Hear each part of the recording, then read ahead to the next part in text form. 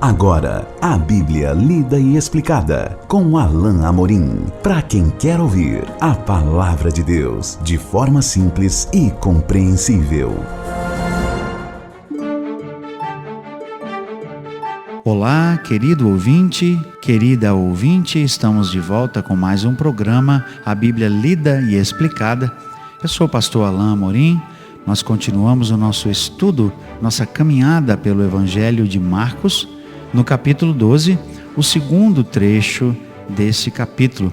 Então, os versículos 13 até o verso 17 nos dizem assim: E enviaram-lhe alguns dos fariseus e dos herodianos para que o apanhassem em alguma palavra.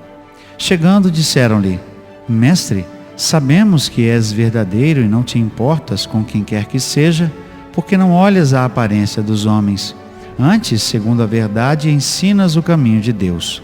É lícito pagar o tributo a César ou não? Devemos ou não devemos pagar? Mas Jesus, percebendo-lhes a hipocrisia, respondeu: Por que me experimentais? Trazei-me um denário para que eu o veja. E eles lhe trouxeram. Perguntou-lhes: De quem é esta efígie e a inscrição? Responderam: De César. Disse-lhes então Jesus: Dai a César o que é de César, e a Deus o que é de Deus. E muitos se admiraram dele. Se antes, como nós vimos no finalzinho do capítulo 11, eles estavam questionando a autoridade de Jesus com base naquilo que ele estava fazendo, já havia feito, talvez a sua entrada triunfal e aqueles eventos ali anteriores a esse dia, da terça-feira, que claramente para nós aqui está se revelando um dia de questionamentos feitos a Jesus, um dia de investidas de todos os seus opositores para tentar subverter seu ensino, para tentar fazer com que ele fosse desacreditado pelo povo, que certamente estava ali ao seu redor ouvindo os seus ensinos. Aqui nós vemos que agora os fariseus são enviados. Os fariseus, aqueles fariseus que tinham que eram chefes de todo aquele legalismo, e também os herodianos. E o texto diz claramente: para que o apanhassem em alguma palavra. Ou seja, o seu intento era mau. O seu intento era pegar Jesus em alguma coisa que ele dissesse. Mas eles usam uma estratégia diferente. Eles não confrontam Jesus, trazendo alguma coisa diante dele que ele havia feito, uma alusão ou menção de algum milagre. Eles usam uma estratégia de bajular Jesus. Eles entram na presença ali do mestre, eles tentam adular Jesus, dizendo: Bom mestre. Talvez até com um tom de sarcasmo eles estivessem dizendo isso.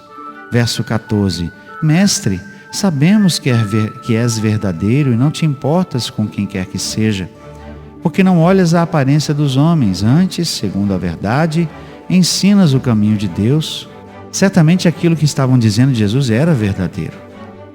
Jesus era um mestre, ele realmente não se importava com a aparência de homens, ele pregava a verdade, mas certamente Jesus percebeu a intenção deles e o coração hipócrita e a atitude hipócrita revelada ali através dessa pergunta e talvez até do tom que eles usaram. Nós não sabemos, não temos essa informação aqui, mas sabemos que Jesus percebeu a sua hipocrisia, como nos diz aqui o verso 15. Mas eles trazem uma questão que para eles era essencial. Por quê? Porque os fariseus eram pessoas que eram fiéis ao governo de Roma. Inclusive os fariseus eram criticados por serem aqueles que ensinavam que o povo devia se dobrar diante de Roma, porque muitos em Israel não concordavam e queriam, na verdade, a libertação do governo de Roma, e inclusive aguardavam o Messias que os livraria desse governo de Roma. Os fariseus eram criticados, por isso então eles tentaram pegar Jesus de alguma maneira para fazer com que ele ficasse mal diante do povo e até talvez fosse visto como uma espécie de insurgente ou de alguém que estava se rebelando contra Roma. Então eles perguntam: é lícito pagar tributo a César ou não? Devemos ou não devemos pagar? E o texto continua: mas Jesus, percebendo-lhes a hipocrisia, respondeu: por que me experimentais? Jesus sabia exatamente o que eles estavam fazendo. E ele denuncia a atitude desses homens. Eu fico pensando se esses homens naquele momento não tiveram vergonha. E sou inclinado a pensar que não. Jesus claramente os chamou de hipócritas. Jesus claramente disse na frente de todos que eles estavam ali para tentar com ardil fazer com que ele fosse pego em alguma coisa.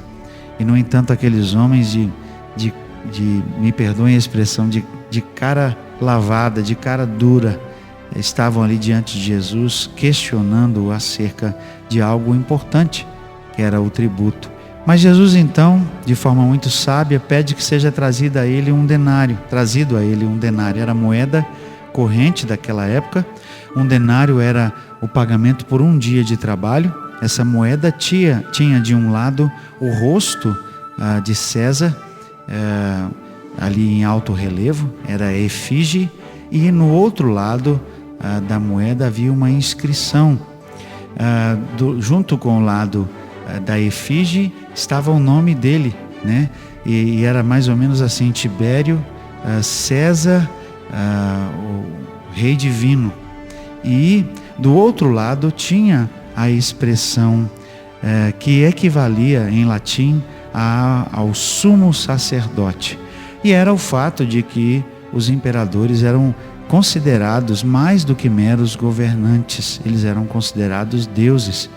E com efeito, no primeiro século, e nós vemos isso em diversos momentos refletido no Novo Testamento, os imperadores eram cultuados como deuses. Havia templos erigidos aos imperadores. Aqui então Jesus faz referência à própria moeda que era usada para o tributo, o denário. E ele então pergunta: de quem é essa efígie? De quem é essa inscrição? Responderam: de César. Disse-lhes então Jesus: dai a César o que é de César e a Deus o que é de Deus. Jesus responde de forma muito clara: sim, paguem o imposto. Sim, paguem o tributo. Ele é lícito, ele é devido, porque ele é o governante. Mas ao dizer e a Deus o que é de Deus, Jesus faz referência ao fato de que só a Deus é devida a adoração.